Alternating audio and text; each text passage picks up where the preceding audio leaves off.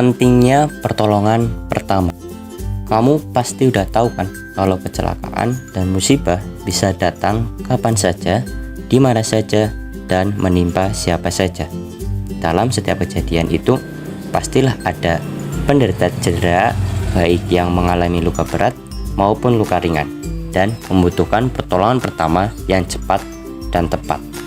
Pertolongan pertama yaitu pemberian pertolongan segera pada penderita sakit atau cedera atau kecelakaan yang memerlukan penanganan medis dasar. Tentang medis dasar, tindakan perawatan berdasarkan ilmu kedokteran yang dapat dimiliki oleh awam atau awam yang terlatih secara khusus. Batasannya adalah sesuai dengan sertifikat yang dimiliki oleh pelaku pertolongan pertama yang disebut penolong pertama. Penolong yang pertama kali tiba di tempat kejadian yang memiliki kemampuan dan terlatih dalam penanganan medis dasar. Tujuan pertolongan pertama: yang pertama, menyelamatkan jiwa penderita. Kedua, mencegah cacat. Ketiga, memberikan rasa nyaman dan menunjang proses penyembuhan.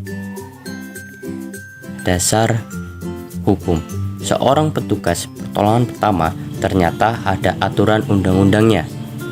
Yang pertama, memberikan pertolongan. Pasal 531 KUHP.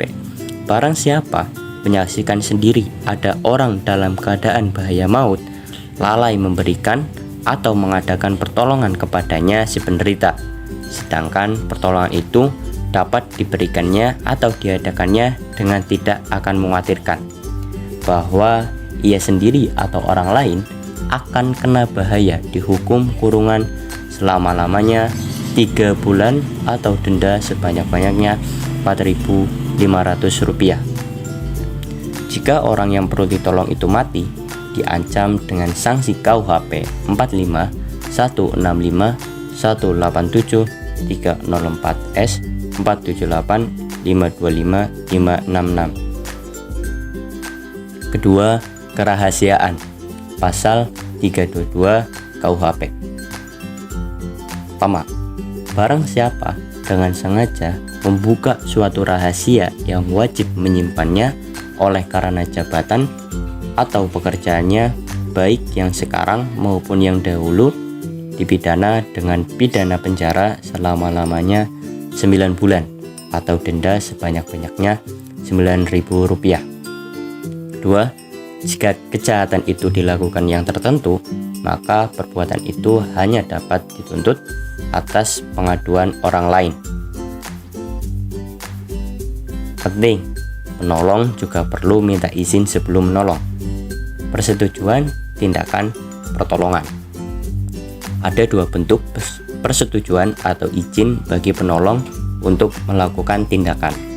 Pertama, persetujuan yang dianggap diberikan atau tersirat adalah persetujuan yang umum diberikan dalam keadaan penderita sadar atau normal.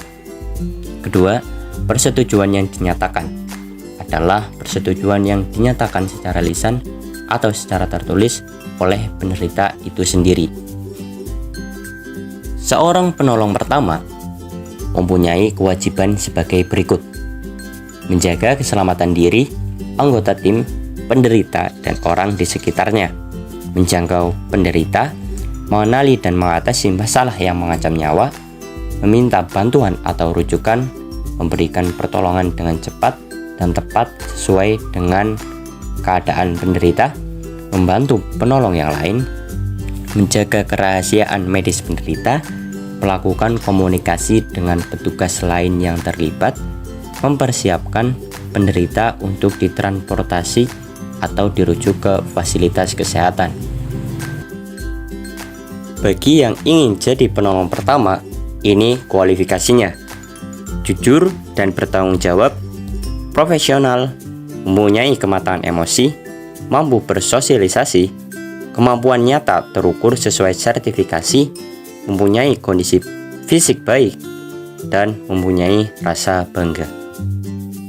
Sebagai pelaku PP, kita juga harus mengutamakan keselamatan diri sendiri. Jadi kita memerlukan alat perlindungan diri atau APD. APD itu adalah alat yang digunakan agar kita tidak tertular penyakit. Alat perlindungan diri tidak perlu mahal, contohnya sarung tangan latex, masker penolong, kacamata pelindung. Kamu harus tahu, darah dan semua cairan tubuh bisa menularkan penyakit. Selain APD, dalam melakukan PP atau pertolongan pertama, kita juga memerlukan beberapa peralatan. Misalnya, kasa steril, pembalut gulung atau perban, pembalut perekat atau plester, gunting pembalut, bidai, pinset, senter, selimut, alkohol 70%, dan kapas.